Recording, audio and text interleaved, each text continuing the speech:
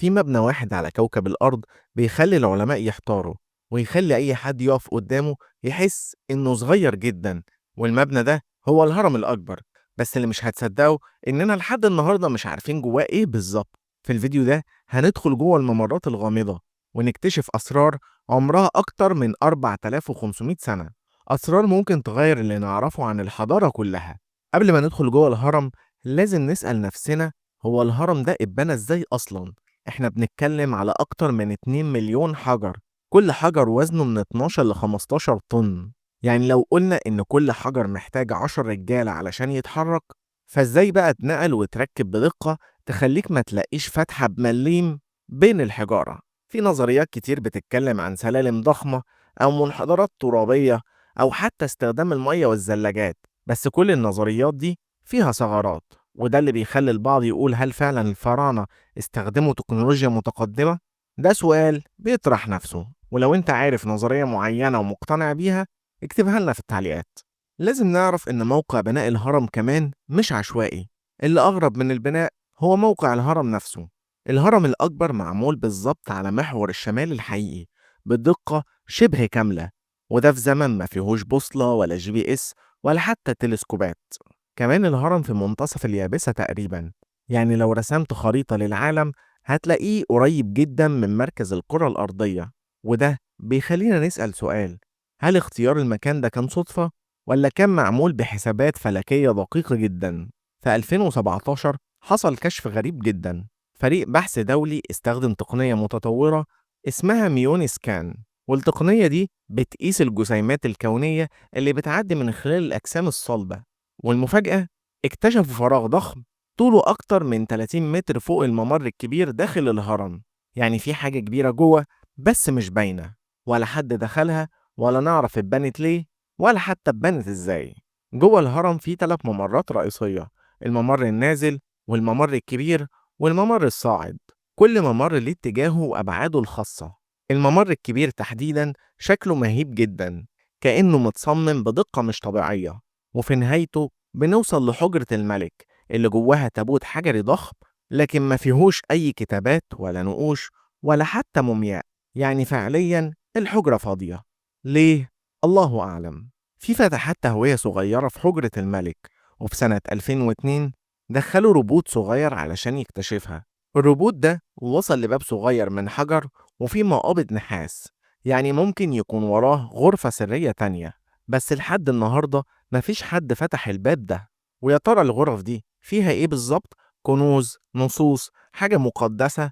في الحقيقة محدش يعرف. في ناس بتقول إن الهرم الأكبر مش مجرد مقبرة، بل كان مولد طاقة عملاق. نظرية غريبة لكنها مدعمة بحاجات ملفتة.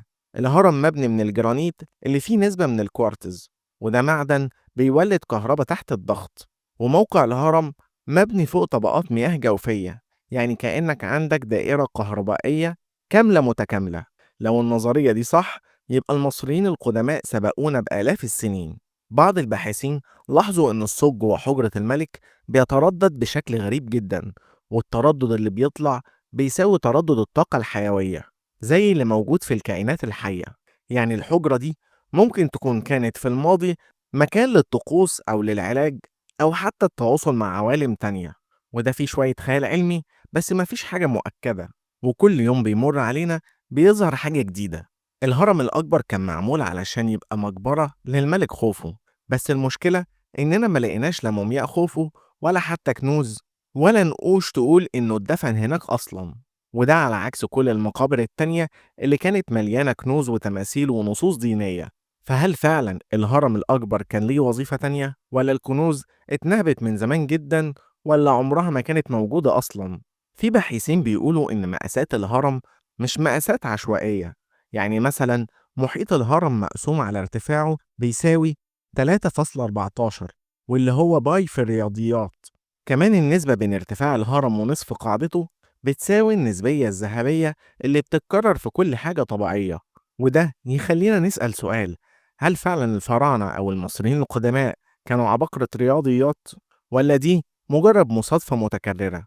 في باحثين بيقولوا إن تصميم الهرم الأكبر مش بس تصميم هندسي، ده كمان تصميم فلكي. يعني مثلا ال3 فتحات اللي في الهرم متجهة بالظبط نحو نجوم معينة موجودة في السماء، زي نجم الشعرى اليمانية وحزام أوريون. وفي الحضارة المصرية القديمة النجوم دي كانت مرتبطة بالآلهة وبالحياة بعد الموت. يعني ممكن يكون الهرم معمول ومبني كأنه بوابة بين الأرض والسماء، أو مكان بيهيئ الروح للرحلة السماوية. المصريين القدماء كانوا سابقين عصرهم في الفلك، ومفيش حاجة بتتعمل عندهم بالصدفة. أما عن مواد البناء الغامضة، فالغريب إن الجرانيت اللي موجود في حجرة الملك جاي من أسوان، يعني اتنقل لمسافة أكتر من 800 كيلو متر. إزاي ومين كان بيشيله وبإيه؟ دي حاجة مش قادرين نوصلها لحد النهاردة. ده غير إن الحجر الجيري المستخدم في الخارج كان ناصع البياض وبيعكس ضوء الشمس. يعني الهرم زمان كان شكله منور كده كأنه كريستالة ضخمة. في علماء قالوا إن ده مش مجرد اختيار جمالي، ده مقصود علشان يرمز للطاقة والنقاء، أو علشان يتشاف من مسافات بعيدة. ولو بصيت على طريقة التقطيع نفسها هتحس إن اللي اشتغل على الحجارة دي كان بيشتغل بأدوات دقيقة جدا، شبه اللي بنستخدمها كده دلوقتي في المصانع الحديثة. واحدة من النظريات اللي كانت مطروحة في بناء الأهرامات إن اللي بنى الأهرامات كائنات فضائية. فهنا في سؤال، هل فعلا اللي بنى الأهرامات كائنات فضائية؟ نظريات المؤامرة كان ليها رأي تاني خالص. ناس كتير ومنهم علماء آثار غربيين قالوا إن دقة بناء الهرم وتقنيات نقله وتصميمه تفوقت على قدرات أي حضارة بشرية وقتها.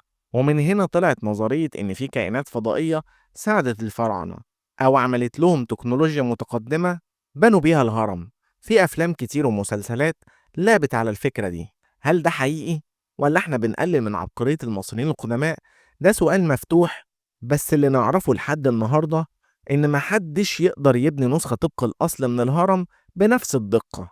رغم كل الحفريات والدراسات، العلماء نفسهم بيقولوا إننا لسه ما اكتشفناش أكتر من 30% من أسرار الهرم. كل سنة بيظهر جهاز جديد أو طريقة تصوير بالأشعة أو روبوت أحدث بيخلينا نكتشف جزء من اللغز. بس الفراغات السرية والغرف المغلقة والفتحات اللي محدش دخلها كلها بتقول إن الهرم لسه مخبي أكتر بكتير من اللي إحنا متخيلينه. ودي حاجة تخلي كل زيارة للهرم كأنك بتدخل متحف حي ولسه فيه أبواب ما اتفتحتش. الهرم اللي بنشوفه قدامنا مش مجرد مبنى، ده ممكن يكون رسالة متشفرة من حضارة عبقرية بتقول لنا إن في حاجات من الماضي أقوى من اللي نعرفه في المستقبل. الهرم الأكبر فضل صامد قدام الزلازل والحروب والعوامل الجوية لآلاف السنين، وبيفكرنا إن الحضارة المصرية القديمة كانت مليانة علم ودقة وأسرار، كانت أسرار كبيرة جدا. والسؤال اللي لسه بيطاردنا، هل فعلا اكتشفنا كل حاجة؟ ولا السر الحقيقي لسه مستنينا جوه واحد من جدران الهرم الأكبر؟ اكتبوا لي رأيكم في التعليقات.